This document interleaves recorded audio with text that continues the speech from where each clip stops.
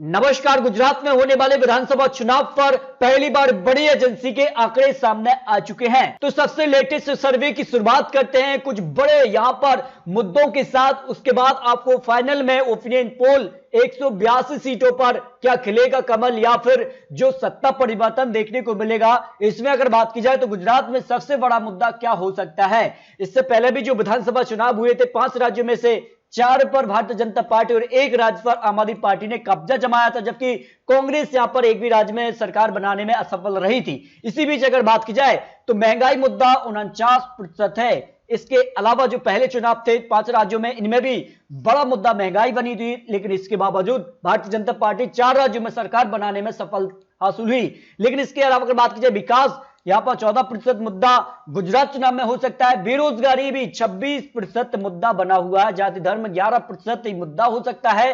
कहीं ना कहीं महंगाई और बेरोजगारी इस समय देश के लिए मुद्दा है। इस पर अगर बात की जाए तो गुजरात में इसका असर देखने को मिल सकता है। इसके अलावा यह सवाल भी काफी महत्वपूर्ण हो जाता है, क्योंकि गुजरात में कांग्रेस की जो स्थिति है वो ठीक नजर नहीं आ रही। कांग्रेस इतनी यहां पर बात की जाए तो सक्रिय तौर पर नजर नहीं आ रही जितनी आम आदमी पार्टी है। तो सवाल यह उठता है कि आम आदमी पार्टी विशेष बीजेपी चुनाव होगा या फिर त्रिकोणीय मुकाबला होगा, इसके आपको जवाब अंत में देंगे। अगर बात की जाए तो हार्दिक पटेल के जाने से कहीं ना कहीं कांग्रेस को नुकसान हुआ, क्योंकि बीजेपी में वो शामिल हो गए। देखिए, बहुत ज्यादा कहने वाले 25% हैं कि कांग्रेस को इससे नुकसान होगा।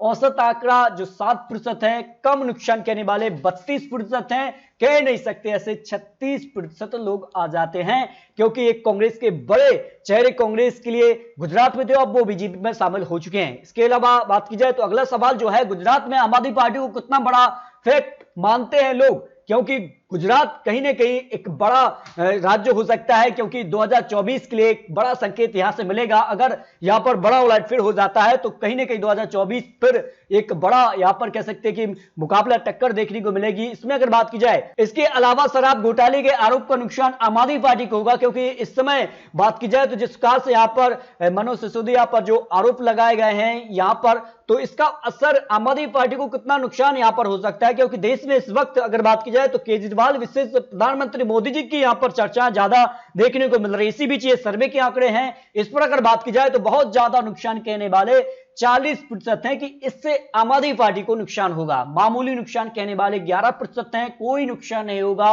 28% है, कह नहीं सकते ऐसे 21% लोग आ जाते हैं इस सवाल पर जो यहां पर प्रतिक्रिया दिखी है। इसके अलावा अगर बात की जाए तो क्या बीजेपी को गुजरात में वोट वादा जो उन्होंने पूरा किया है नहीं। इससे पहले जो विधानसभा चुनाव 2017 में हुए थे और एक तरफा 1996 से लेकर अब तक भारतीय जनता पार्टी गुजरात में एक छत्र यहां पर राज करती नजर आ रही है। यानी 26 साल का कार्यकाल हुआ है और अब 2022 चुनाव है, और ऐसे में क्या जनता मूड बदलेगी या फिर क्या आंकड़ा बनेगा, इस पर देखिए हां कहने वाले लगभग जो उन्होंने वादे किए हैं 45% लोग मान रहे हैं कि हां बीजेपी ने जो गुजरात चुनाव में वक्त जो वादे किए थे उस पर वो खरी उतरी है। नहीं के तौर पर 39% लोग मान रहे हैं कि 39 की जो वादे किए थे वो अब तक पूरे नहीं हुए। यानी यहां पर भारतीय जनता पार्टी अटक सकती है। जो आंकड़े हैं कह नहीं सकते ऐसे 16% लोग आ जाते हैं जो यहां पर आंकड़ा टाइम्स नाउ ने रखा है। इसके अलावा बात की जाए तो बीजेपी को मुख्यमंत्री का चेहरा बार बार बदलने से फायदा या नुकसान, क्योंकि इससे पहले भी वो अपने मुख्यमंत्री बदल चुके हैं और ये जो राजनीतिक विश्लेषक हैं उनका भी कहना है कि कहीं ना कहीं बीजेपी के मुख्यमंत्री जो है वो भले ही मुख्यमंत्री, लेकिन जो काम अंदरूनी तौर पर कर रहा है वो यहां पर केंद्र से किया जा रहा है। इस तरह की खबरें यहां पर देखने को मिल रही हैं। तो इससे फायदा होगा 33% और नुकसान कहने वाले 29% लोग हैं कि हां इससे नुकसान होगा। ना फायदा ना नुकसान 38% की प्रतिक्रिया है कि इससे ना फायदा होगा ना नुकसान। तो ये आपको भी अपना जो राय है वो रखनी है कि क्या मुख्यमंत्री बदलने से बीजेपी को फायदा होगा या फिर नुकसान होगा। इसके अलावा क्या चुनाव में ध्रुवीकरण का मुद्दा हावी रहेगा, हां कहने वाले 42% लोग हैं, नहीं के तौर पर 29। हो सकता है ध्रुवीकरण का मुद्दा 10% लोग आते हैं, जबकि कह नहीं सकते ऐसे 19% लोग आ जाते हैं। आज चुनाव तो फिर गुजरात में किसे कितनी सीटें मिलेगी, ये फाइनल ओपिनियन पोल के आंकड़े 182 सीटों पर निकलकर टाइम्स नाउ ने जो सर्वे किया है उस हिसाब से, एजेंसी जो रही है एजेंसी उस हिसाब से आंकड़ा निकल रहा है। इसमें देखिए बड़ा उलटफेर होता नजर आ रहा है। 115 से 125 सीटों पर भारतीय जनता पार्टी कमल खिला सकती है। कांग्रेस को जबरदस्त नुकसान है 77 सीटें उन्होंने 2017 चुनाव में हासिल की थी।